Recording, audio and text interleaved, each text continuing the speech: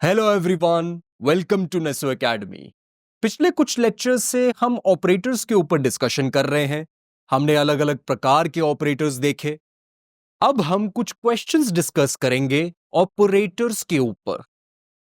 मैं आपके सामने मल्टीपल चॉइस क्वेश्चंस रखूंगा और हम उन्हें सॉल्व भी करेंगे। यह सेशन डेडिकेटेड है एक एमसीक्यू यानी एक मल्टीपल चॉइस क्वेश्चन के लिए। इसमें हम एक एमसीक्यू सॉल्व करेंगे ऑपरेटर्स के ऊपर। इस सेशन का टाइटल है operators in C solved MCQ 1। तो चलिए बिना किसी देरी के इस सेशन को शुरू करते हैं और देखते हैं कि इस सेशन के टॉपिक्स क्या है। इस सेशन का सिर्फ एक ही टॉपिक है और वो है operators in C solved MCQ. इस सेशन में हम एमसीक्यू देखेंगे ऑपरेटर्स के ऊपर। तो चलिए शुरू करते हैं और देखते हैं कि वो एमसीक्यू कौन सा है। यहां पे लिखा है the following C language statements is equivalent to which single statement. हमारे पास यहां पे कुछ सी लैंग्वेज स्टेटमेंट्स हैं, कुल मिला के 3 सी लैंग्वेज स्टेटमेंट्स हैं। हमसे पूछा गया है कि नीचे दिए गई स्टेटमेंट्स में से कौन सी वो स्टेटमेंट है जो इन 3 स्टेटमेंट्स के बराबर है। यहां पे हमारे पास स्टेटमेंट्स हैं, हमें इन स्टेटमेंट्स में से एक स्टेटमेंट को सिलेक्ट करना है, चूज करना है। यह प्रश्न पूछा गया था इसरो सीएससी 2014 में। इसरो में पूछा जाने वाला प्रश्न था ये। अब मैं चाहता हूं कि आप इस प्रश्न को खुद से सॉल्व करें। यह आपके सामने पूरा क्वेश्चन है, मल्टीपल चॉइस क्वेश्चन। आपके पास चॉइसेस अवेलेबल हैं, आपको इनमें से एक चॉइस को सेलेक्ट करना है। तो चलिए फटाफट से इस वीडियो को पॉज करिए और इस क्वेश्चन को खुद से सॉल्व करिए। आई होप आपने कोशिश की है, आपने वीडियो को पॉज किया है और इस प्रॉब्लम को खुद से सॉल्व किया है। तो चलिए अब इस क्वेश्चन को मैं आपको सॉल्व करके बताता हूं। देख लेते हैं इसका सॉल्यूशन। हमारे पास ये 3 सी लैंग्वेज स्टेटमेंट्स हैं। आप देख रहे हैं यहां पे सबसे पहली स्टेटमेंट है y equal to y plus 1। दरअसल ये असाइनमेंट ऑपरेटर है। हम चाहते हैं y प्लस 1 की वैल्यू चली जाए y के अंदर। इसका मतलब क्या हुआ, हम y को इंक्रीमेंट करना चाहते हैं 1 से। y के अंदर कोई वैल्यू हो सकती है, उस वैल्यू को हम 1 से बढ़ाना चाहते हैं और उसी वैल्यू को हम y के अंदर वापस स्टोर भी करना चाहते हैं। ठीक है, इस स्टेटमेंट का यह मतलब है। इसका मतलब यह है कि इस स्टेटमेंट के एग्जीक्यूशन के बाद y इंक्रीमेंट हो जाएगा। इसके बाद आता है z equal to x plus y. z बराबर है x प्लस वाई के। x प्लस वाई का जो रिजल्ट होगा वो z के अंदर चला जाएगा और फिर इसके बाद हम देख रहे हैं हम x को इंक्रीमेंट कर रहे हैं, x को 1 से बढ़ा रहे हैं, बिल्कुल y जैसे। ये तो बड़ा ही सिंपल सा प्रश्न है, इसको हम बड़े आराम से सॉल्व कर सकते हैं। यहां पे हमारे पास है z equal to x plus y. X की जगह पे हम x प्लस 1 लिख सकते हैं क्योंकि x बराबर है x प्लस 1 के, और y की जगह पे हम y प्लस 1 लिख सकते हैं। यही मैंने लिखा है यहां पे, replace x by x plus 1 and y by y plus 1 in z equal to x plus y. जब हम x को x प्लस 1 से रिप्लेस करेंगे और y को y प्लस 1 से रिप्लेस करेंगे तो हमें क्या मिलेगा, हमें मिलेगा x plus y plus 1 plus 1, और 1 प्लस 1 क्या होता है, 2 होता है।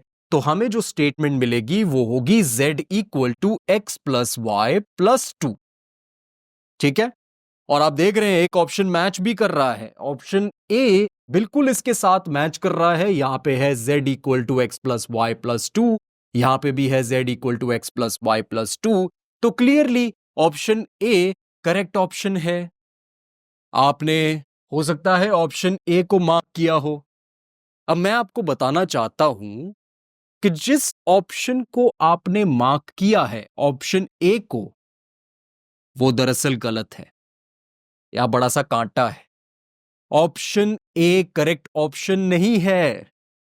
ये जो मैं आपको बता रहा था ना कि x को x+1 से रिप्लेस कर दो, y को y+1 से रिप्लेस कर दो, आपको ये मिल जाएगा। दरअसल ये बिल्कुल गलत है। अगर आपने ऐसा कुछ किया है तो बिल्कुल गलत है आपका जवाब। अब सही जवाब क्या है, जरा जान लेते हैं कि हमने कहां चूक करी और फिर उससे जानते हैं कि सही जवाब क्या है। चलिए देखते हैं। यहां पे है y = y+1। इसका मतलब y इंक्रीमेंट हो रहा है ना। y की वैल्यू 1 से बढ़ रही है, उसके अंदर 1 ऐड हो रहा है। यह बात सही है। आपको एक बात और पता है, सी लैंग्वेज में जो स्टेटमेंट्स होती हैं वो हमेशा सीक्वेंशियली एग्जीक्यूट होती हैं, यानी कि वन आफ्टर द अदर। सबसे पहली स्टेटमेंट एग्जीक्यूट होती है, उसके बाद दूसरी, फिर तीसरी। यहां पे हमारे पास 3 स्टेटमेंट्स हैं और सीक्वेंस बिल्कुल यही होगा, टॉप टू बॉटम। सबसे पहले ये स्टेटमेंट एग्जीक्यूट होगी, उसके बाद इस स्टेटमेंट का नंबर आएगा, फिर इस स्टेटमेंट का नंबर आएगा। अब पहले ये स्टेटमेंट एग्जीक्यूट होगी, इसका मतलब y की वैल्यू 1 से इंक्रीमेंट हो जाएगी, y के अंदर इंक्रीमेंटेड वैल्यू चली जाएगी, है ना। अब इसके बाद कौन सी स्टेटमेंट है, z = x+y। हम y की जगह पे y+1 लिख सकते हैं, यानी कि इंक्रीमेंटेड वैल्यू लिख सकते हैं, क्योंकि y ऑलरेडी इंक्रीमेंट हो चुका है। भाई इस स्टेटमेंट के एग्जीक्यूशन के बाद इस स्टेटमेंट का नंबर आया है, इसमें हम y को यूज कर रहे हैं, y ऑलरेडी इंक्रीमेंट हो चुका है, तो हम यहां पे y+1 लिख सकते हैं, कोई दिक्कत नहीं है। लेकिन क्या आप x की जगह पे x+1 लिख सकते हैं इस पॉइंट पे? यहीं पे हमसे चूक हुई है। हमने x को भी x+1 से रिप्लेस कर दिया, यही गलती है हमारी। आप खुद देखिए, ये स्टेटमेंट अभी तक एग्जीक्यूट नहीं हुआ है, अभी हम इसी स्टेटमेंट के अंदर हैं, इसे एग्जीक्यूट कर रहे हैं। तो x की जगह पे हम x+1 कैसे लिख सकते हैं? यहां पे x की ओल्ड वैल्यू यूज होगी, इंक्रीमेंटेड वैल्यू थोड़ी यूज होगी। अभी तो x इंक्रीमेंट ही नहीं हुआ, अभी तो हम इस लाइन पे आए नहीं है। तो सीधी सी बात यह है कि x की जगह पे x ही रहेगा और y की जगह पे y+1 आ सकता है। ठीक है, तो स्टेटमेंट बननी चाहिए z = x+y+1। देखिए बाद में x इंक्रीमेंट हो रहा है ना, पहले तो आप x की ओल्ड वैल्यू को यूज करेंगे। यही बात समझने वाली है।